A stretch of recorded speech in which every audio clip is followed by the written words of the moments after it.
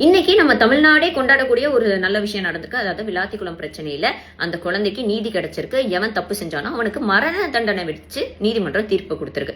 இது பாராட்டத்தக்கக்கூடிய விஷயம். இதுக்காக உழைச்சவங்க, அதாவது முக்கியமா அந்த ஊர் MLA Thiru G we Markandeyan sir, அது மட்டும் இல்லாம நம்மளுடைய கவர்னர் ஐயா, அவர் தான் ரீசெண்டா மே 5 அன்னைக்கு எல்லம்மாள் கிசிங்கர் அப்படின்ற ஒரு மேடம் இதுக்குள்ள நிரூபிச்சு அவங்க இன்னும் தீவிரமா இதுக்கான ஆக்ஷன் எடுத்தாங்க. இவங்க மட்டும் இல்லாம அண்ணாமலையானும் இதுக்காக குரல் கொடுத்தாங்க. நிறைய திமுகவை சேர்ந்த வழக்கறிஞர்கள் இதுக்காக போராடி இருக்காங்க, குரல் கொடுத்திருக்காங்க. இவங்க எல்லாரும் இதுக்கான கிரெடிட்ஸ் எடுத்துக்கலாம். ஆனா இந்த டிவி கேக்காரங்க இது வரைக்கும் இருந்த இன்ஃபுளுசர்ஸ் எல்லாம் காணா போயிட்டாங்க போல இருக்கு. அதனால புது இன்ஃபுளுசர்ஸ் இறக்கி ஃபயர் விட்டுக்கிட்டு இருக்காங்க. தயவு செஞ்சு இதுக்கெல்லாம் ஸ்டிக்கர் ஓட்டாதீங்க. ஃபர்ஸ்ட் ஆஃப் ஆல், நாங்க உங்களோட ஆட்சியில இப்ப நடந்துச்சுல சூலூர்ல, அதுக்கு அந்த அம்மாவோட சம்மதம் இல்லாம எதுக்கு நீங்க அந்த பிள்ளைய எரிச்சிங்க? இதுக்கு பதில் சொல்லுங்க.